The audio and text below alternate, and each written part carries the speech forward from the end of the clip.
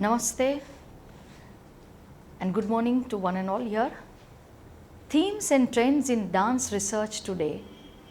Dance research today is an umbrella term.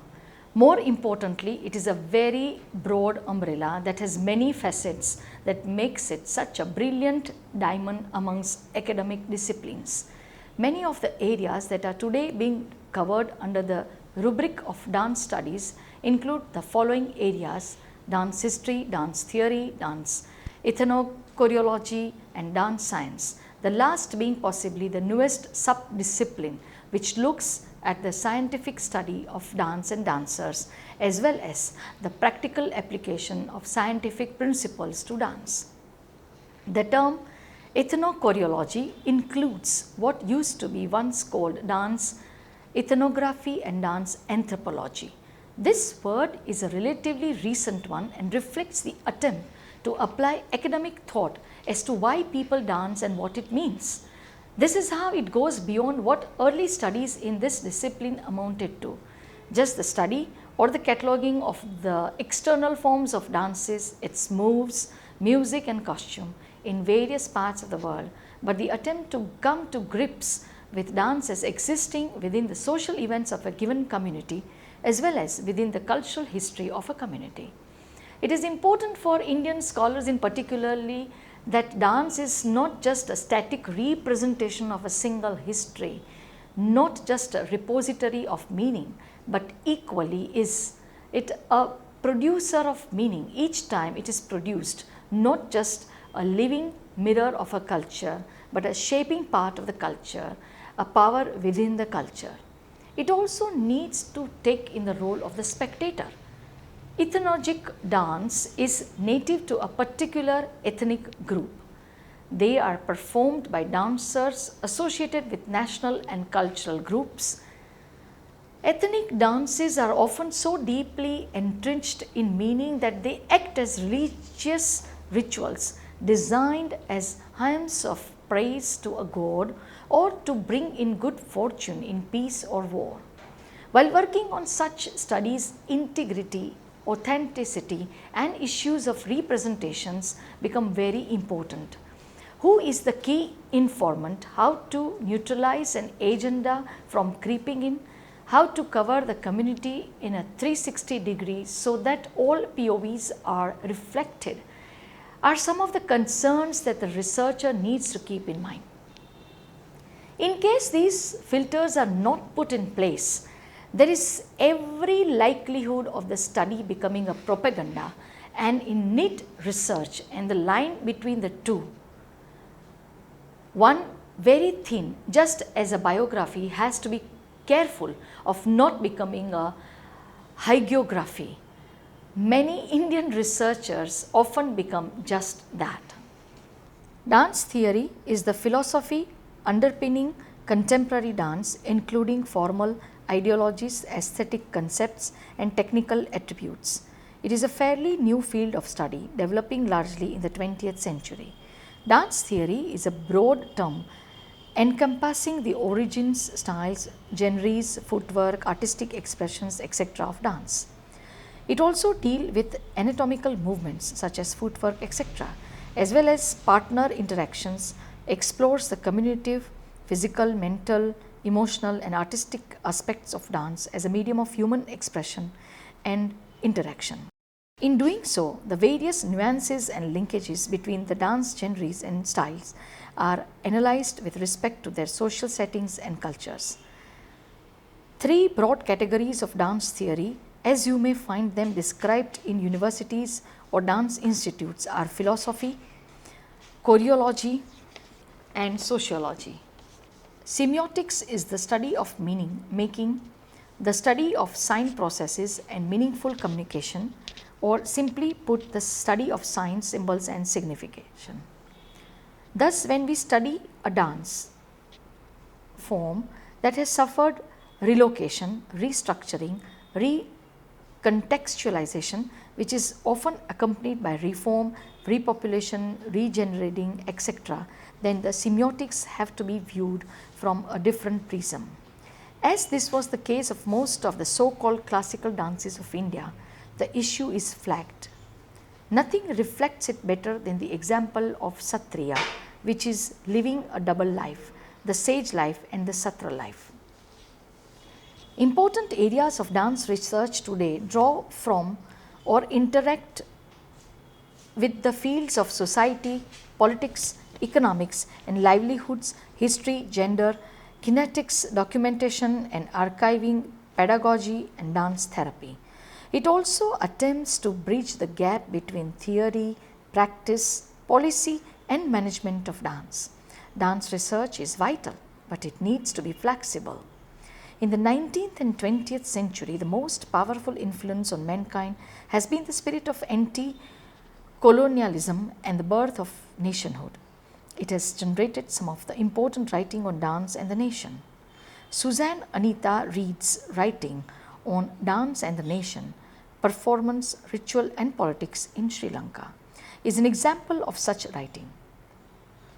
Around the globe, dances that originate in village, temple and court rituals have been adopted and transferred to carry secular meanings and serve new national purposes.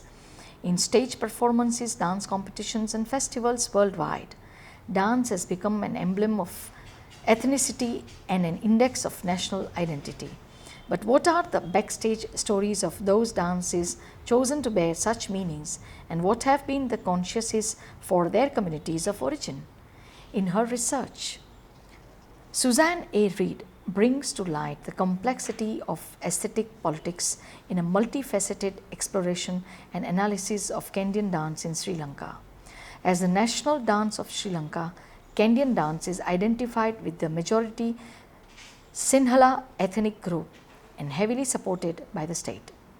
Derived from the Kohamba Kankariya, an elaborate village ritual performed by the men of the hereditary drummer caste, the dance was adopted by the state as a symbol of traditional Sinhala culture in the post-independence period.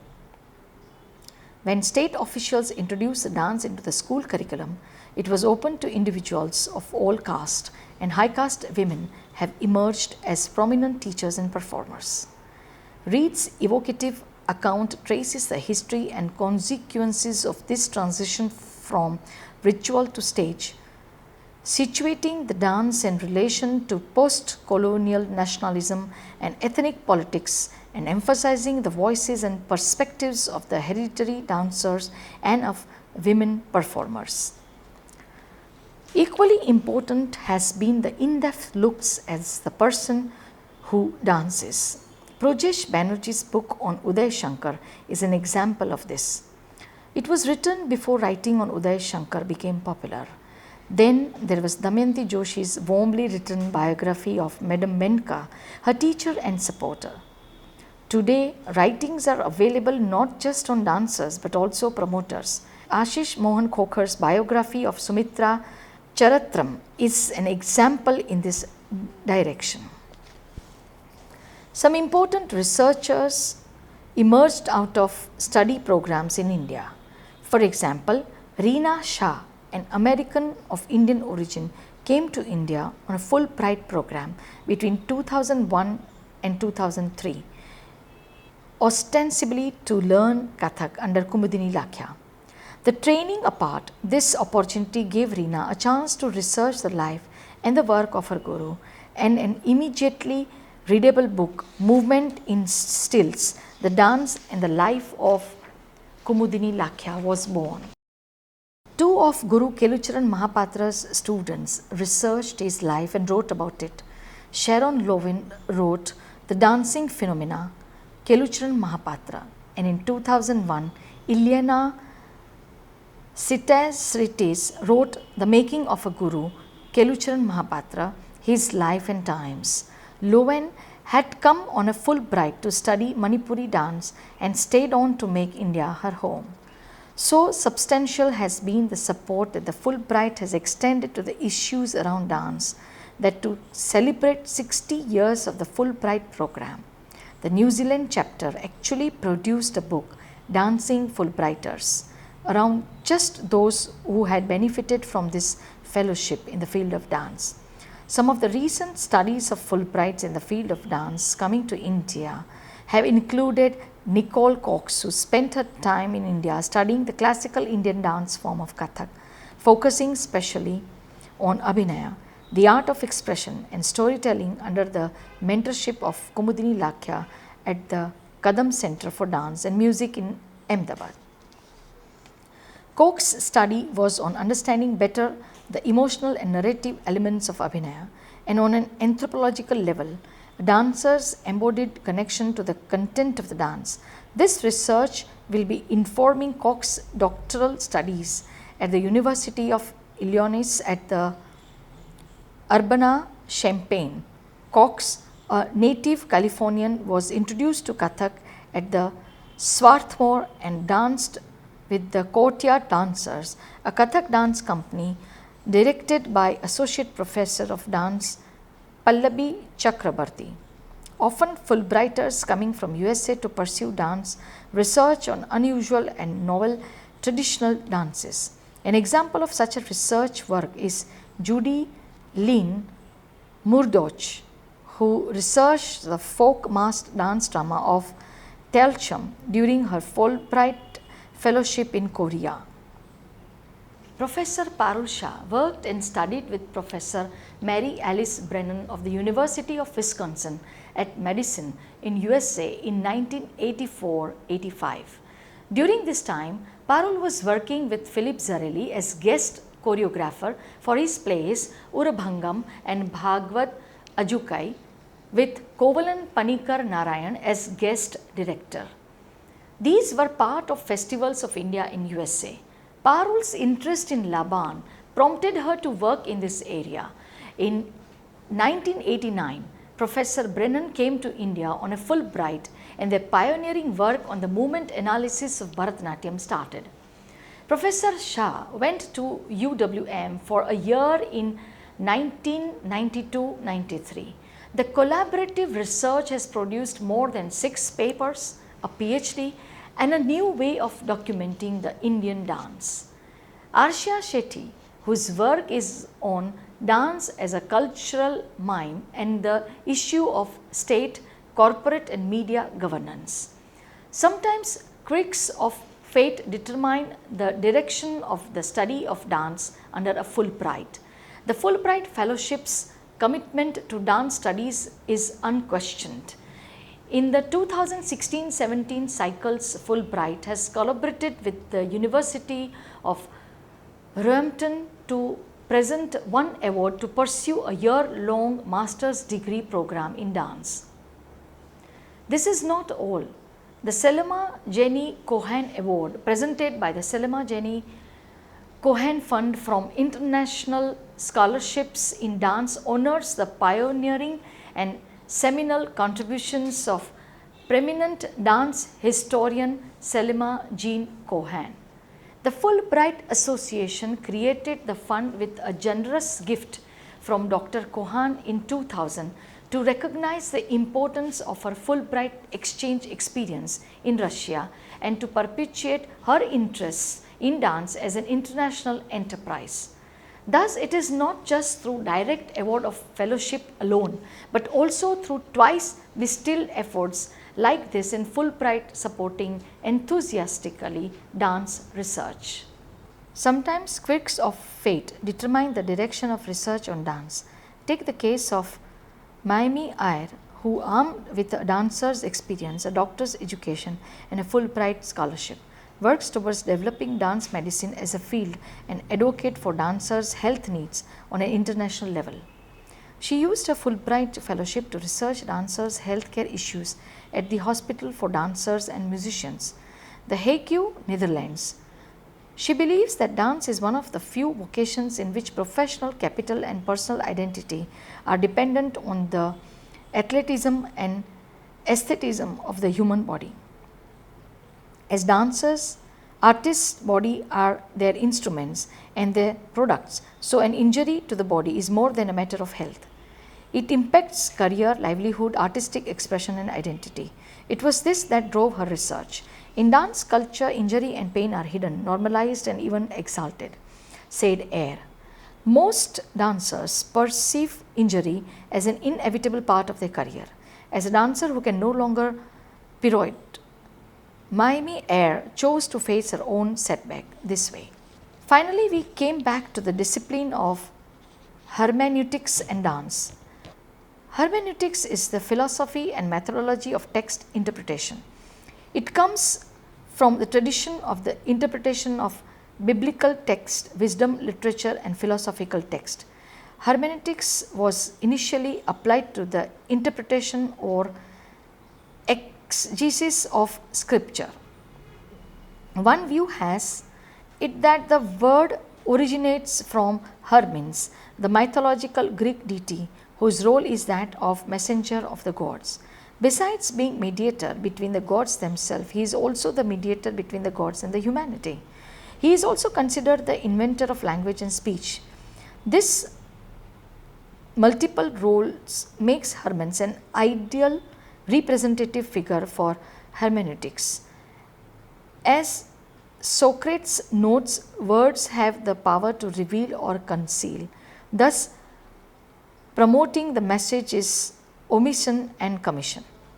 The Greek view of language as consisting of signs that could lead to creation of meaning is what hermeneutics is all about. Modern hermeneutics encompasses everything in the interpretative process, including verbal and non-verbal forms of communication, as well as prior aspects that affect communication, such as presuppositions, pre-understandings, the meaning and philosophy of language, and of course semiotics. In the Indian context, even the written text is of two types. One is the literary text, which is what is danced with the communication in the world, but stressed through signs and symbols, and the other text is the performance text like the Natashastra or the Abhinandarpanam, which is a record and hence a sanctifier of how it is or should be danced. Scholar and professor Pallabi Chakrabarti, who is herself a dancer and a dance choreographer, uses an experimental approach to analyze the embodied aesthetics of classical Indian dance. This approach is fundamentally different from the dominant Western epistemologies of visual analysis of cognition and perception. She looks at the body in riyaz or dance practice to analyze the integration of mind and body through emotion or pleasure, as explained in the Indian theory of Ras.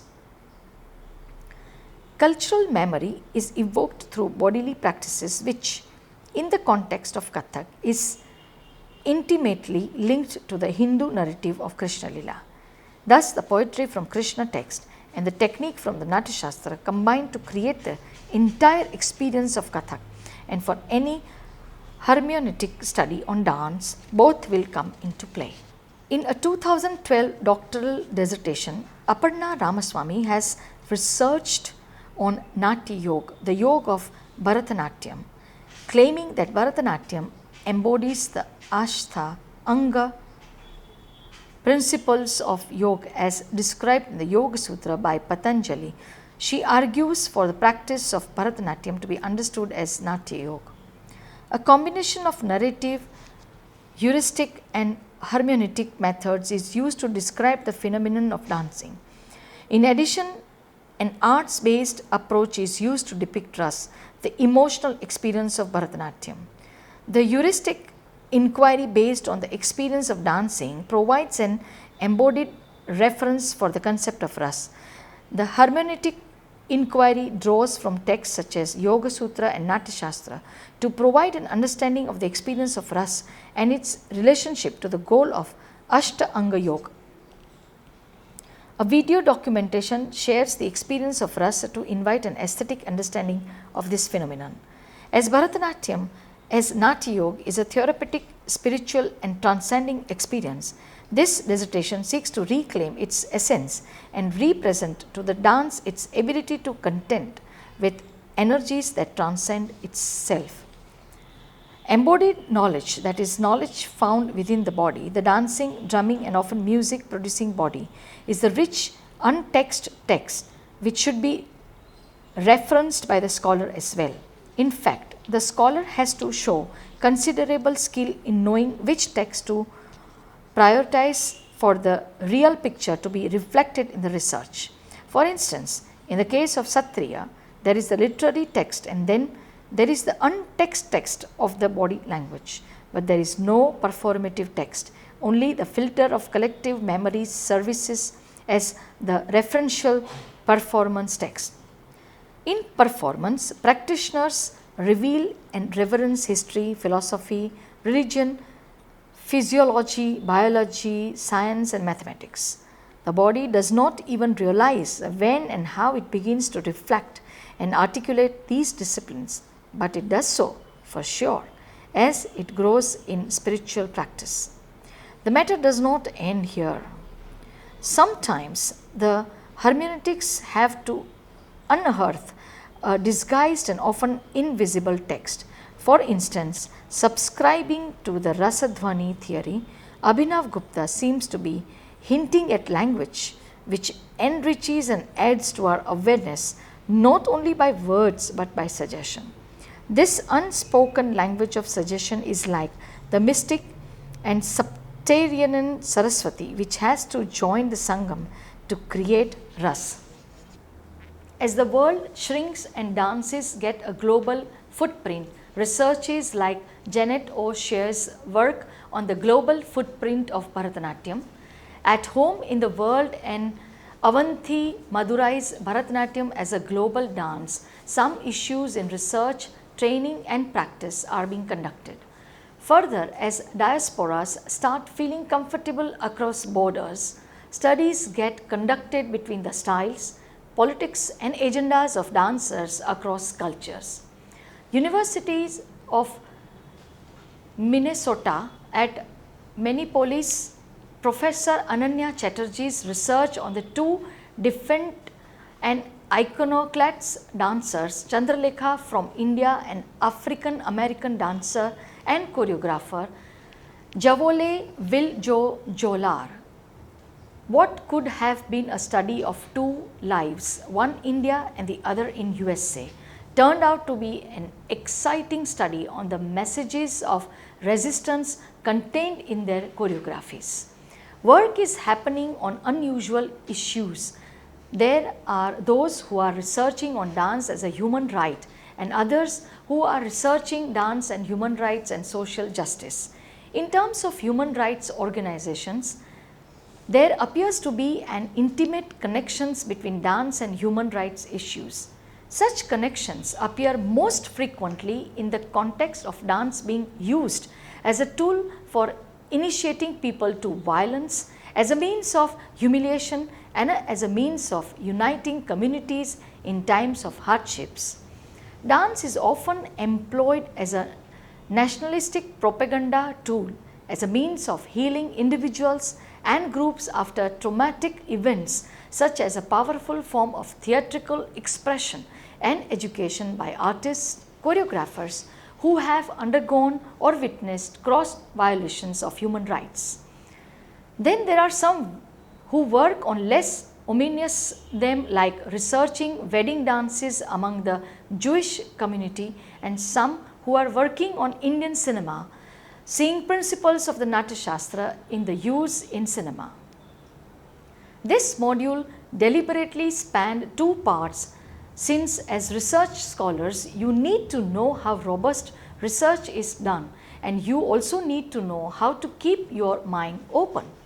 If you just look around, you will see such exciting studies being done in the discipline of dance studies that you too will be compelled to step out of your comfort zone and work on the many interesting areas available to this discipline.